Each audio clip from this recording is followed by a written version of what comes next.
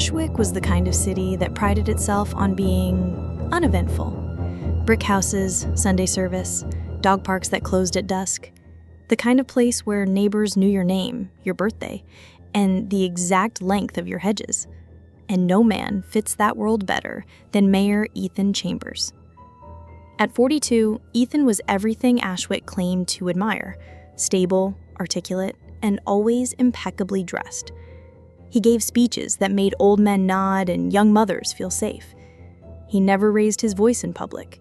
He shook hands with sanitation workers and CEOs with the same rehearsed warmth.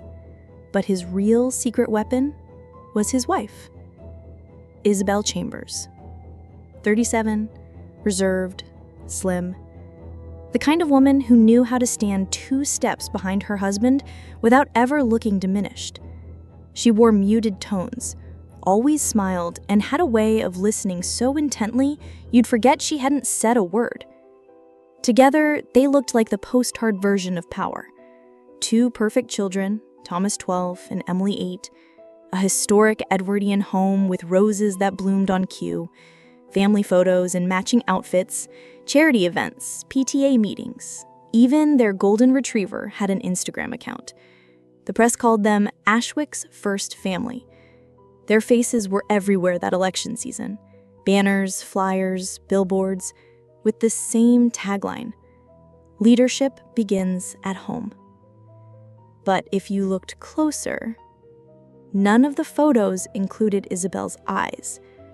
They were always slightly downcast, or blurred, or caught mid-blink, as if the lens had always missed something.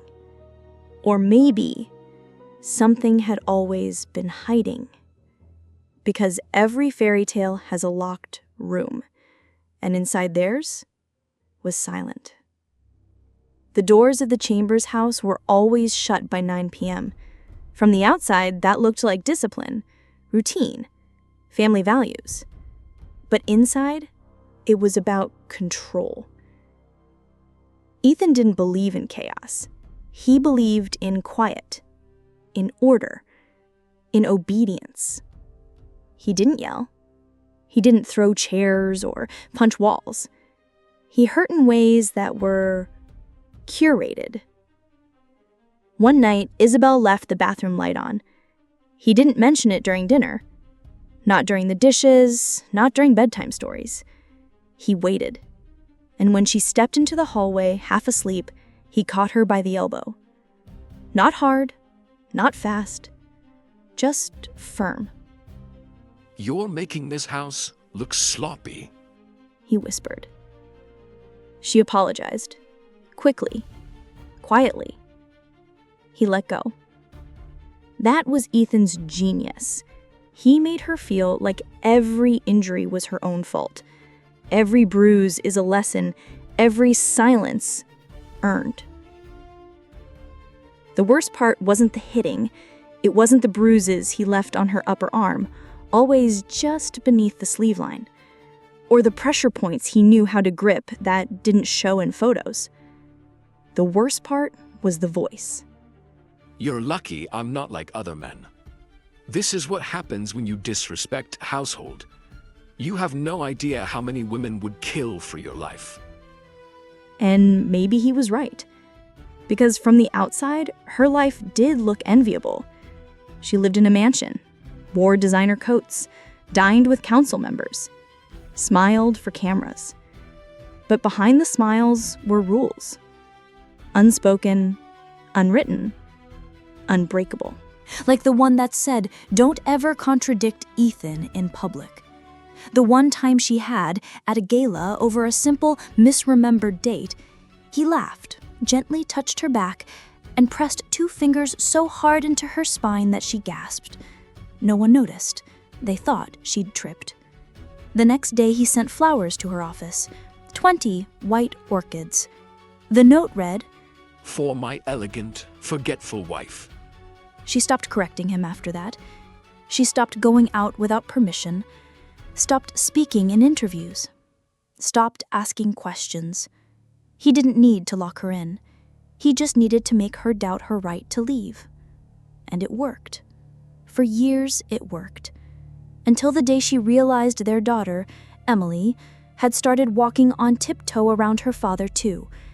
And Isabel knew the fear wasn't just hers anymore. It started with a whisper. Not from him, from her own thoughts. It came one morning while folding Ethan's shirts. A small voice, low, exhausted, that asked, "What would happen if I left?" The thought didn't come with courage. It came with guilt. She brushed it aside. Keep folding. But it returned the next night, louder. One evening, Ethan came home late from a meeting. His tie was crooked, his breath sour with whiskey and cologne that wasn't hers. He sat on the edge of the bed and began removing his shoes. Didn't look at her. She waited. Waited for a lie, an explanation, anything. He didn't offer one. Instead, he glanced at her, tired, slightly irritated, and said, "You look tired. That dress isn't flattering." That was it. The man who once wrote her love notes on napkins now delivered his cruelty like casual weather reports. The next day, while cleaning the kitchen, his phone buzzed on the counter. He had never let her near it before, but this time, he was in the shower. It lit up again, a name she didn't recognize, a preview. "Last night was incredible. Next time, my place." She didn't read anymore. She didn't need to. Isabel didn't scream. She didn't confront him. She put the phone back, wiped the counter, cooked dinner. That night she served roast chicken to the children. Ethan scrolled through his iPad, not noticing the silence around him, until Isabel placed the wine glass beside his plate and walked away, not to her seat, just away. And Ethan, without looking up, said, "Don't sulk. It's unattractive." That night, she curled up on the floor of the walk-in closet and cried into one of Emily's old baby blankets. Not because he cheated, not even because he humiliated her, but because she finally understood. He didn't care if she knew. He didn't see her as a wife, or even a person. She was a prop, a decoration in the background of his carefully arranged life.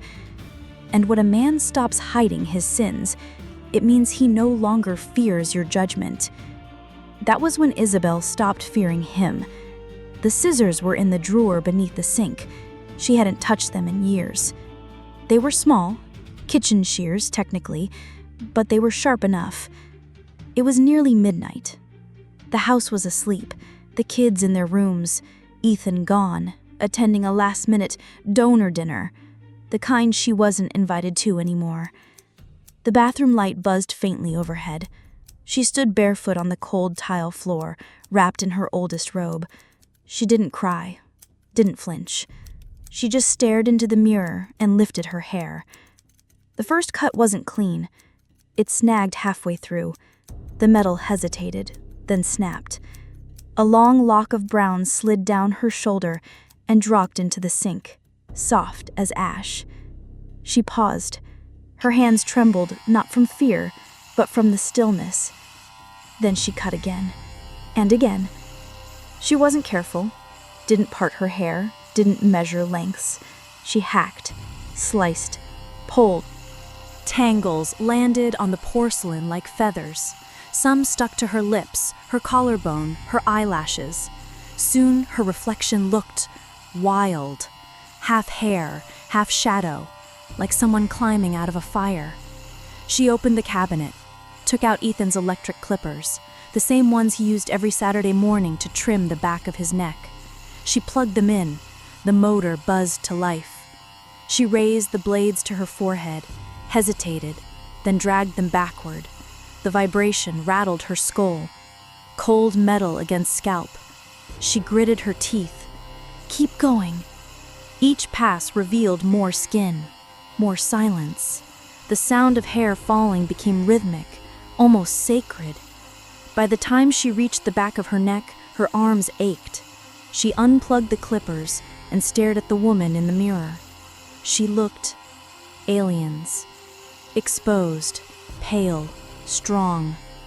Her scalp was uneven, a little red. There was a nick near her temple, bleeding faintly. But she looked, really looked, and realized something terrifying. She still existed. Beneath the makeup, beneath the dresses, beneath the roles, she was still there. Not broken, not invisible, just waiting. There was no music, no audience, no applause, but somehow it felt like a ceremony, a private funeral, and a rebirth. By noon, the image was everywhere. A bald woman, white shirt, barefoot, expression unreadable. The internet devoured it. News outlets blurred her face, then unblurred it. Pundits speculated. Mental illness, protest, cancer, abuse. Every hour birthed a new theory. And still, Isabel said nothing. Ethan moved quickly. He called a last-minute press conference, put on his softest voice, his cleanest suit. Behind the podium, he pressed his hands together and said, Isabel is going through a personal struggle. We ask for privacy and respect during this sensitive time. Please understand, this is a family matter. He looked directly into the cameras. This has nothing to do with politics. But no one believed him, because everyone remembered her face, the hollowness in her eyes, the way her hands didn't shake, but his did. By nightfall, the first leak hit Twitter, a 53-second video, grainy, security footage, no sound. Ethan standing in their kitchen, Isabel near the fridge, back slightly turned. He steps forward, grabs her wrist, hard, points a finger into her face. She flinches. A glass slips from her hand, shatters. In the background, Emily, frozen mid-step, eyes wide, tiny fists clenched. Then Thomas rushes in, pulls Ethan's arm. He jerks it away. The screen cuts. It spreads faster than any campaign ad ever did. Local news, national headlines. Hashtags mutate into movements. Hashtag let her speak. Hashtag Ashwick truth. Hashtag stand with Isabel. Donors withdraw, endorsements vanish, volunteers burn their t-shirts. By morning, Ethan's lead in the polls drops 38%. He holds another press conference, this time without a tie. The eyes are glassier, the voice thinner. The footage is out of context. The stress of campaigning has impacted our marriage. We're working through it privately. But it's too late. For the first time in his career, Ethan Chambers is no longer the one holding the microphone. The city doesn't want answers. It wants justice. And justice has a new face. Shaved, pale, silent. Isabel doesn't respond to requests, doesn't give interviews, doesn't clarify or deny. She stays indoors, with her children, with the doors locked. But on her terms. She's not hiding.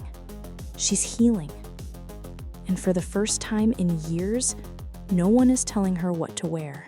She didn't announce it. There were no reporters, no suitcase by the door, no final scene of confrontation, just a quiet Thursday morning.